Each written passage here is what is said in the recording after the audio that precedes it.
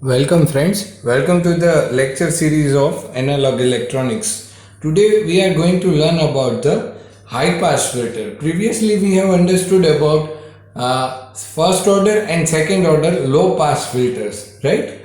So in this condition the things will be same, but one thing will be changed, that is the capacitor and the resistor. If you remember properly, that the resistor was over here and the capacitor was over here in the condition of the low pass filter, right? So here what we need to do, that we need to allow the high frequencies and we need to block the low frequencies, right? So the condition will be reversed now. After the critical frequency, or we can say the particular cutoff frequency, after that cutoff frequency range all of the frequencies are allowed, but before the cutoff frequency range there is not any kind of frequencies available at this output terminal, right? So this way it can be understood and this way it can be studied, that it is allowing the frequencies only which are the beyond the cutoff frequencies, not below the cutoff frequency. In the condition of the low pass filter, they are allowing the frequencies which are below the cutoff frequency and not above the cutoff frequency, right? So mind this one thing, and after that try to understand that how it all can be done. Now all of the things will be same, that for the before the cutoff frequency the gain increases at 20 decibel per decade. In the case of the low pass filter it will be decreasing. Right now it is increasing, right? Because after the cutoff frequencies are allowed, not before the cutoff frequencies, right? So I am repeating it again and again, that you should remember this thing, and after that you can able to understand that what is filter. It's not a big deal to understand it, but just you need to remember the basic concepts. Here it is, I have shown that is a particular passive filter, right? But it is attached with this operational amplifier, that's why it will make it as an active filter, and rest of the things for the derivation purpose will be same as that of the low pass filter, right? So here you can see there is a high pass filter, or we can say a passive filter is attached, but the terminology of capacitor and resistors is changed over here, not in the same condition as that of low pass filter, right? So this one thing you need to check, and after that whenever we draw a gain diagram, or we can say the diagram between the gain and the frequency, then it can be represented like this way. That is, previously it was a downwards condition like this way. It was there in the low pass filter, that after a particular frequency it will start decreasing.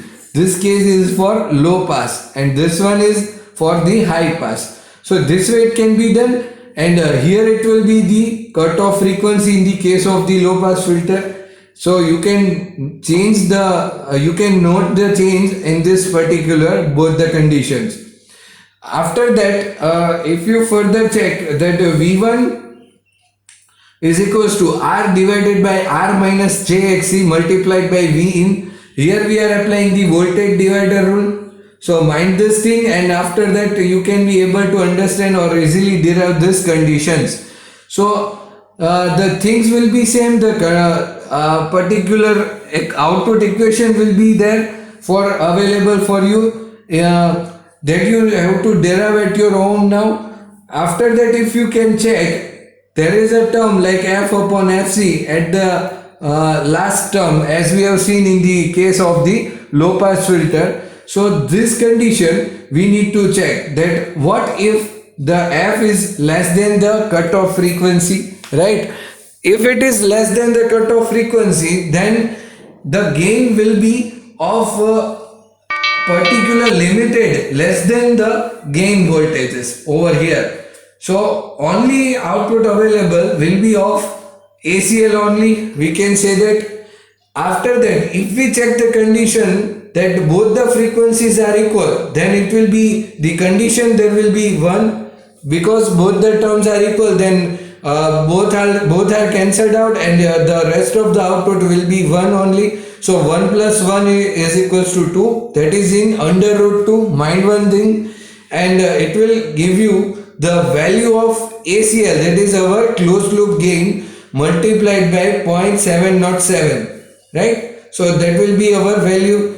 How this value is achieved, then 1 by under root 2 you can apply, and then you will achieve this value, that 0.707.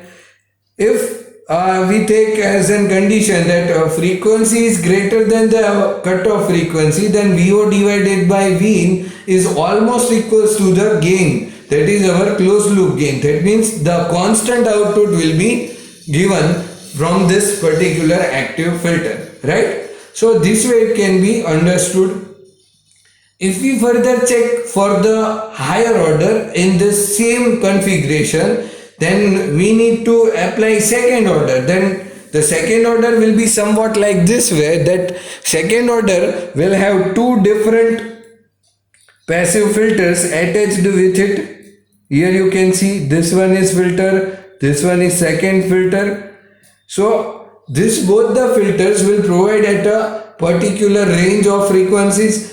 So here it will be of minus or we can say plus 40 decibel per decade. Why? Because it is increasing, and for the case of the low pass filter it was decreasing manner. So that's why we can say that it is a plus 40 decibel per decade increment at the particular side. So as we increase these orders, then it will be, you can see that it will be having ideal conditions. See, what will be our ideal condition? Then ideal condition will be like that no much of losses available at this side or this side. Whenever we turn on the filter, whenever we switch off the filter, here it is on condition, here it is off condition. So there will be no loss.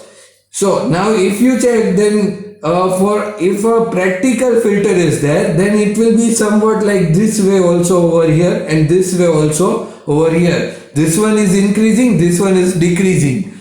So this one will be my ideal condition, which I have drawn with this dark line, right? So we are achieving the ideal condition by increasing this order, right? So try to understand that thing, and remember this thing, that how it can be done. And for this also you can take all these three cases which we have already discussed for this high pass filter, that what if f is less than fc, what is there f if f is equals to fc, and for f less than fc, right? So this all the three cases can be applicable to this also, right? So this way a particular first order Butterworth high pass filter can be designed. Here we remember one thing, that if we apply this particular input on this negative terminal, then it will be giving us a value in the negative sign, right? So mind one thing, if we use it in inverting condition, then it will be provided in that particular manner, right? So this way a high pass filter can be understood. So I hope that all of you are clear with the idea of this high pass filter, and if you have gained some of the knowledge from this video, then you must like and share my video. And if you want to see more this kind of videos, then you definitely subscribe to my channel. Thank you for watching the video.